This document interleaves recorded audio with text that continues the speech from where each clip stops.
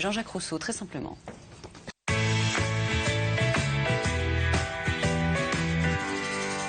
On regarde tout de suite cet atelier en plein air. Il a vécu les dernières années ici et il aimait faire ce que vous êtes en train de faire, c'est-à-dire vous promener et philosopher.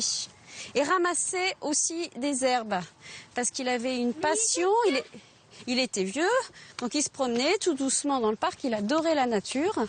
Et il ramassait des herbes, il faisait un herbier. Oh, on va passer sur le petit pont là.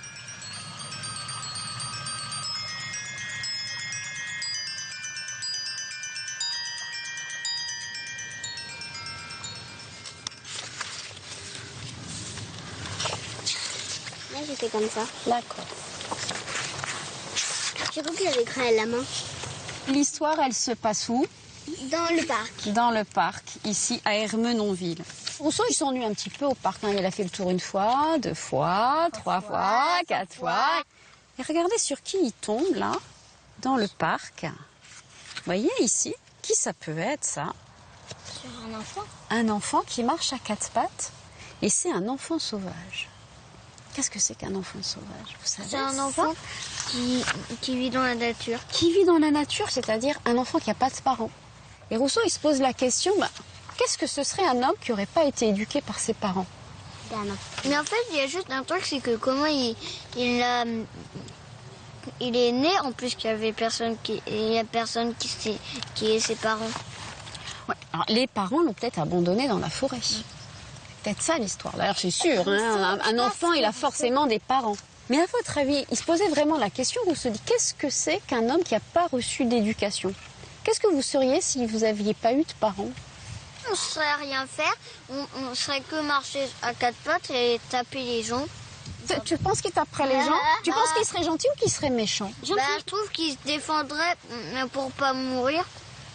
Et tu sais, il y a eu 2 philosophes qui se sont opposés là-dessus. Il y avait le premier philosophe, il s'appelait Hobbes. Hobbes. Et c'était un Anglais. Et c'était l'ennemi de Rousseau. Et Hobbes, il disait, un homme qui n'a pas été éduqué, quand il rencontre un autre homme, eh ben, il va l'agresser, il va l'attaquer. Il disait, l'homme est un loup pour l'homme. C'est-à-dire que les hommes sont plutôt méchants. Mais Rousseau, il dit le contraire. Il fait le pari, parce qu'évidemment, on ne sait pas, ça n'existe pas, ce sont des histoires, tout ça. Mais il dit, moi je pense qu'en fait, l'homme, il est plutôt bon de nature. Bah non, avec tout le monde qu'il y a aussi.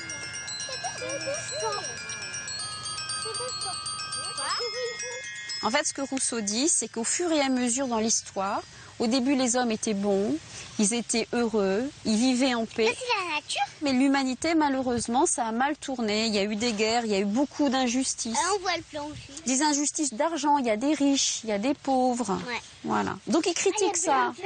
Et là, Rousseau, il dit, il faut changer la société. Comme la société est très injuste, comme il y a beaucoup de guerres, comme il y a beaucoup d'injustices, il faut réinventer complètement la société. Et ça, c'était avant la Révolution française. Avant la Révolution. Ouais. Et c'est pour ça que Rousseau, il a inspiré la Révolution française. Toute sa vie, il a été pourchassé. Et ses livres étaient brûlés. Il n'avait pas le droit de vendre ses livres, on n'avait pas le droit de lire ses livres. Ouais, Rousseau, du temps où il est de son Rousseau, lui, vivant. avait que le droit de lire ses livres à lui.